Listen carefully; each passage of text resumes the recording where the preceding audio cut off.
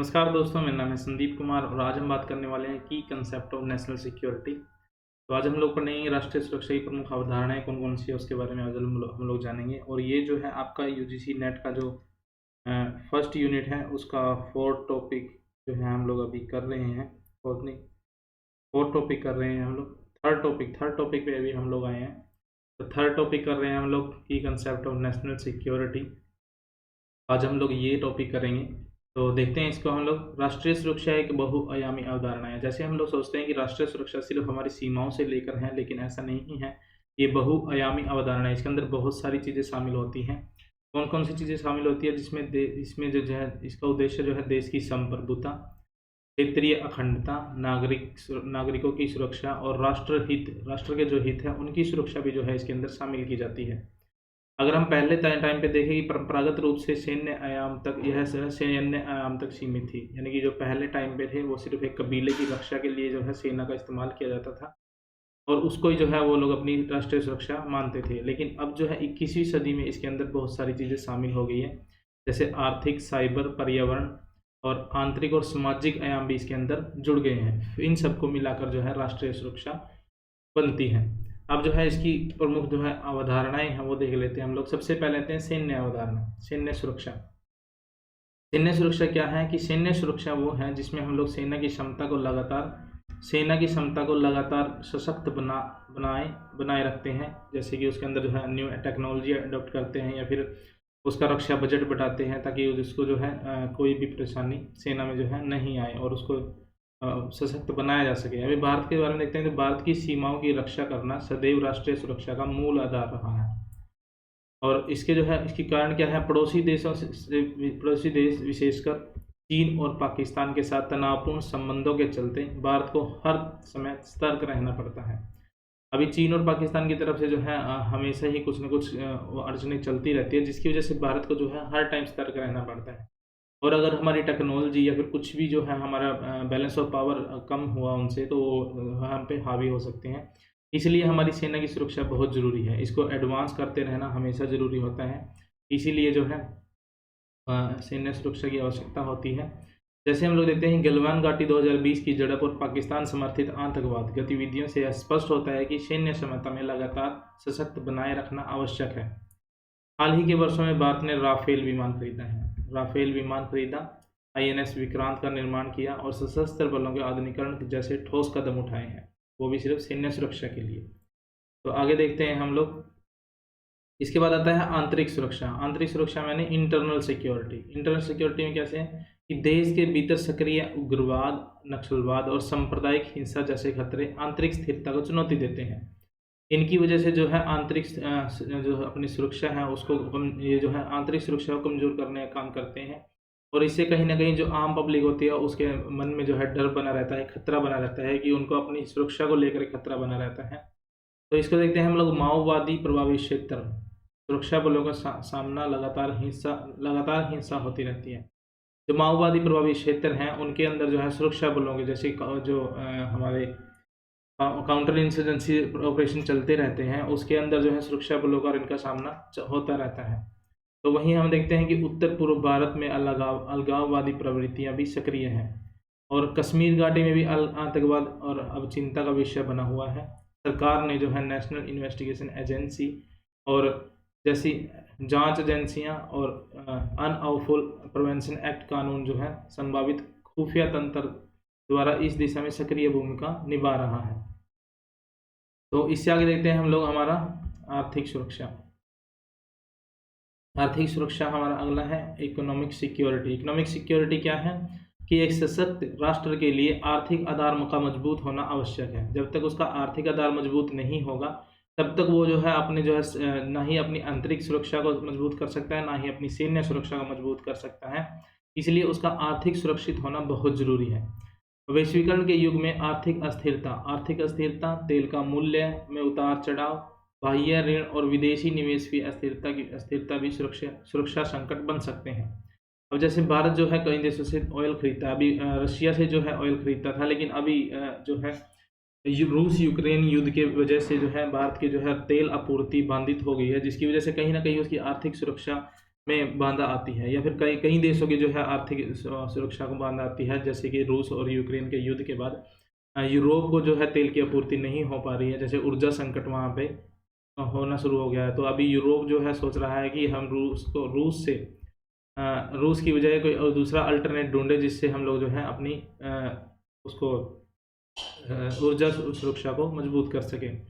ऐसे ही देखते हैं हम लोग कि कोविड-19 महामारी के दौरान जब वैश्विक आपूर्ति श्रृंखला बाधित हुई, भारत ने आत्मनिर्भर भारत अभियान भारत ने उस टाइम क्या किया, आत्मनिर्भर भारत अभियान, डिजिटल इंडिया और स्टार्टअप इंडिया जैसे कार्यक्रमों द्वारा आंतरिक अर्थव्यवस्था को सशक्त करने की दिशा में ठोस प्रयास किए।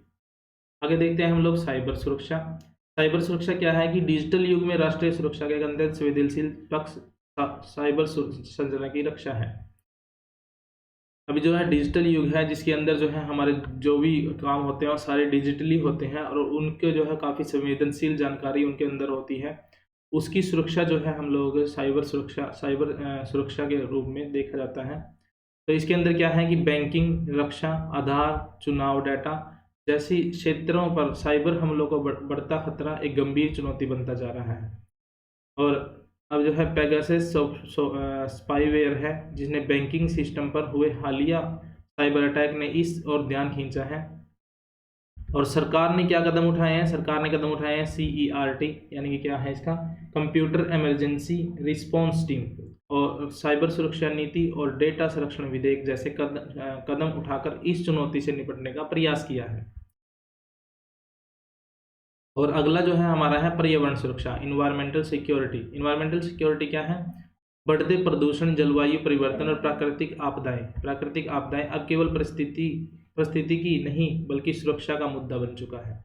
ये जब जो है जैसे बढ़ते प्रदूषण बढ़ रहा है, जलवायु परिवर्तन हो रहा है, प्राकृतिक आपदाएं आ रही है, और ये सब जो है सुरक्षा का मुद्दा बन चुका है।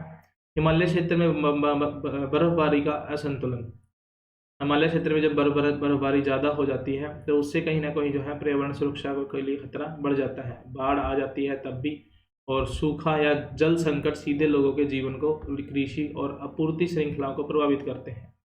इसके लिए जो क्या है NDMA, जल जीवन मिशन और अंतर्राष्ट्रीय जलवायु संधियों में भारत की भागीदारी इस दिशा में महत्वपूर्ण पहल है। आगे देखते हैं हम लोग सामाजिक समरसता और सूचना सुरक्षा। यहाँ देखते हैं हम लोग विविधता में एकता भारत की शक्ति रही है, किंतु यह विविधता सामाजिक तनाव का कारण बन सकती है।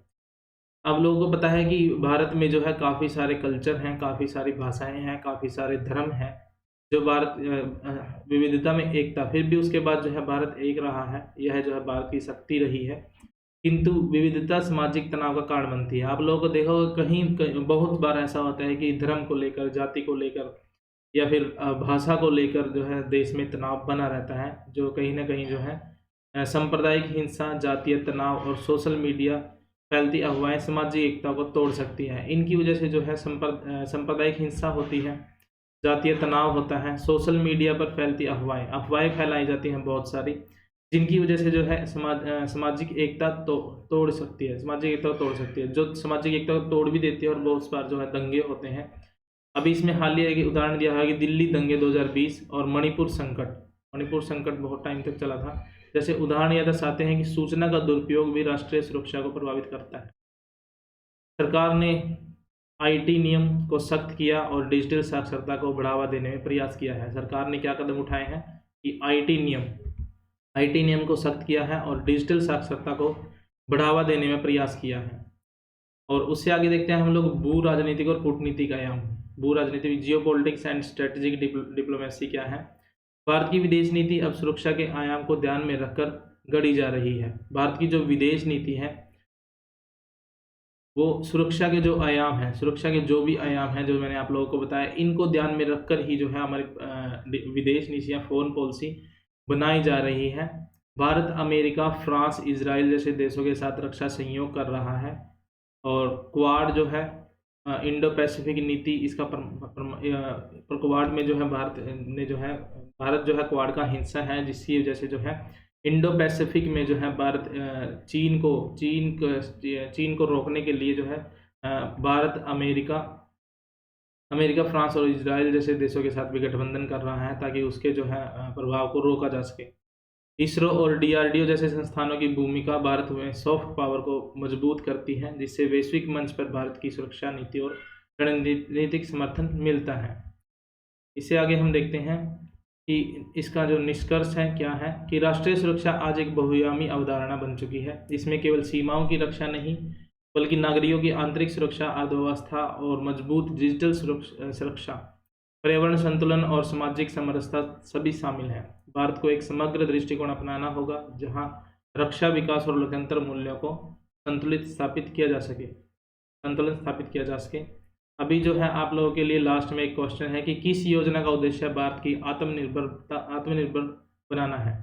इसमें है स्टार्टअप इंडिया, आत्मनिर्भर भारत, मेक इन इंडिया और भारत निर्माण।